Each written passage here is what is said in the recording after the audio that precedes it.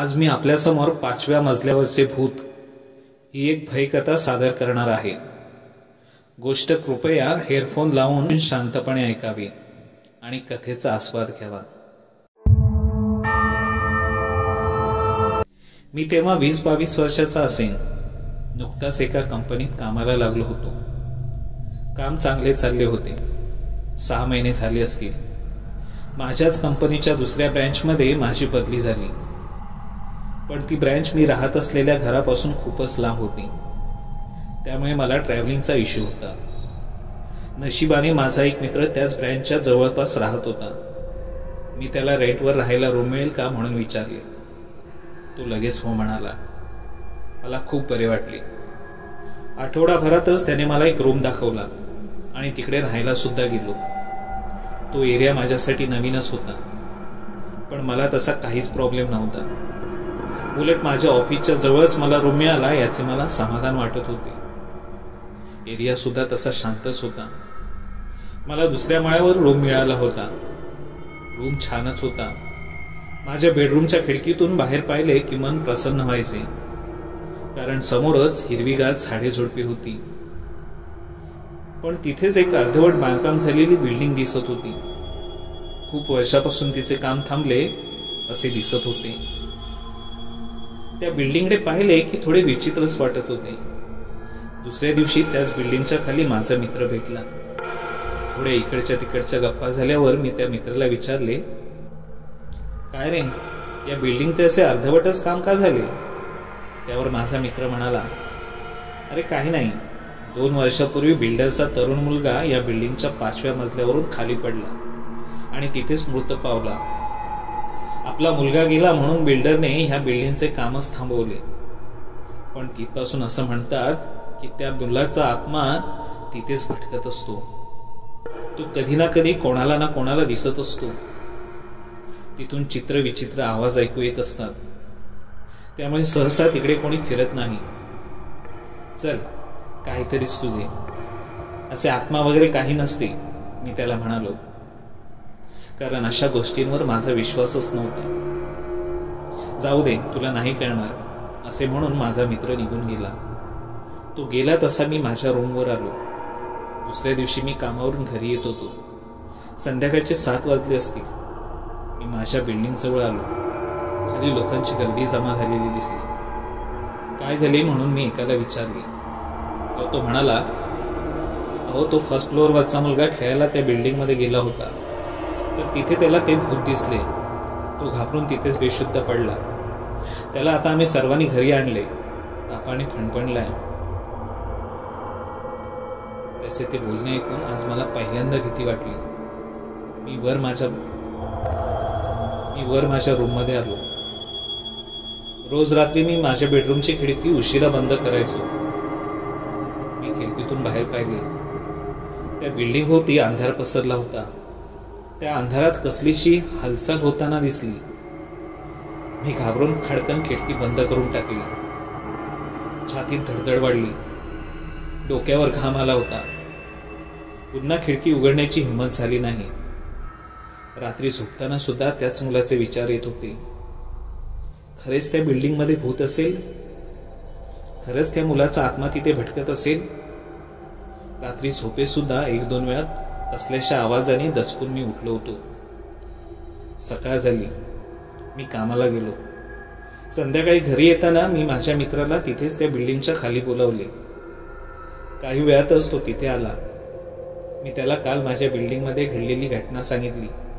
त्यावर तो म्हणाला, बघितलंस ना, मी सांगत होतो, तुझा माझ्यावर विश्वास नाही? हो, माझा अजूनही तसा विश्वासच नाही। असे भूत वगैरे काही नसते, सर्व मनाचे खेळ असतात, मी त्याला म्हणालो। अरे बाबा, हात जोडतो तुला, कसे कळत नाही तुला? अरे, कालच्या सारख्या खूप घटना घडल्या आहेत। खूप जणांना त्या भूताने झपाटलेले आहे। माझा मित्र मला समजावत होता, पण तरीही माझे मन मानायला तयार होत नव्हते। मी त्याला म्हटले, चल आपण त्या बिल्डिंगच्या 5व्या माळ्यावर जाऊ। मला बघायचं आहे तो बिल्डरचा मुलगा तिथून कसा खाली पडला। माझा मित्र घाबरून म्हणाला, बाबा, हात जोडतो तुला, पण असले काय सांगू नको। मी नाही येणार तिकडे आणि तू सुद्धा जाऊ नको. अरे कशाला उगाच विषयाची परीक्षा बघतोयस. आणि आता वाजलेत किती बघ. संध्याकाळचे 6:30 वाजलेत. अंधार पडायला लागलाय. असे म्हणून माझा मित्र निघून गेला. मी त्या बिल्डिंगकडे एक नजर मारली आणि विचार करत मी माझ्या बिल्डिंगकडे वळालो.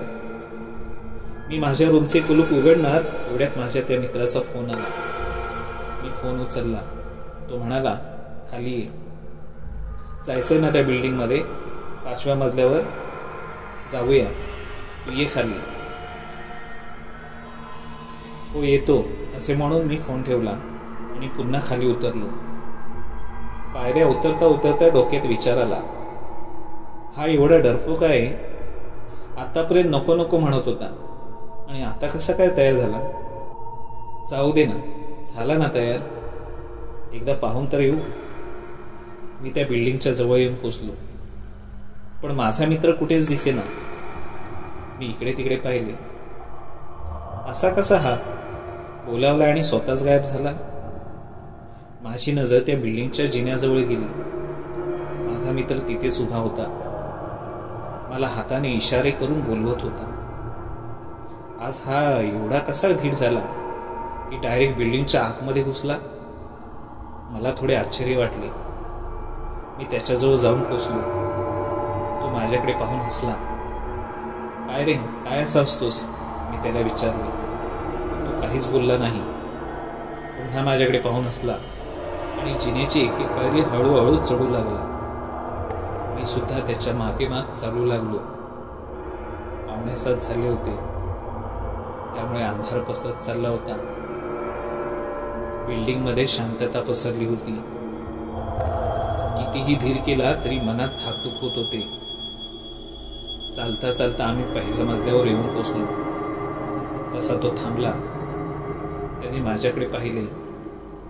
त्याच्या नजरेत काहीतरी विचित्र वाटले. त्याची नजर नेहमीपेक्षा वेगळी दिसत होती. तो माझ्याकडे पाहून पुन्हा हसला आणि पुन्हा जिने चढू लागला. असा काय हा? काहीच बोलत नाही, फक्त हसतोय. मला काहीच कळत नव्हते. तो पुढे चालत होता आणि मी त्याच्या मागे. जिन्याच्या प्रत्येक पायरी घडीक माझी धडधड वाढत होती. असे वाटत होते जाऊया का मागे, पण नको. आता इथपर्यंत आलोच आहोत तर 5व्या मजल्यापर्यंत जाऊ आणि मगच परत जाऊ, असा विचार करून मी एक एक पायरी चढत होतो. आम्ही 4थ्या माळ्यापर्यंत येऊन पोचलो. एवढ्यात माझ्या खिशातील फोन वाजला. मी फोन काढला आणि पाहिले.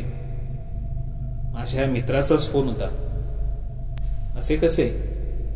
हा तर माझ्या समोर चालतोय आणि मग फोन कोण करतोय? मी फोन उचलला. तो फोनवर म्हणाला, अरे कुठे आहेस तू? गेलास की नाहीस घरी, की अजूनही त्याच बिल्डिंगच्या भोवती घुटमाळतोयस? त्याचे हे शब्द कानावर पडताच मला दरदरून घाम फुटला. माझा फोनवरचा हात थरथरू लागला. हा फोनवर बोलतोय तर मग हा समोर चालतोय तो कोण आहे? मी त्याला फोनवर विचारले, तू आता कुठं आहेस? तर तो म्हणाला, अरे कुठे काय, मी माझ्या घरी आहे. त्याचे हे बोलणे ऐकून माझे पाय तर लटपटायलाच लागले.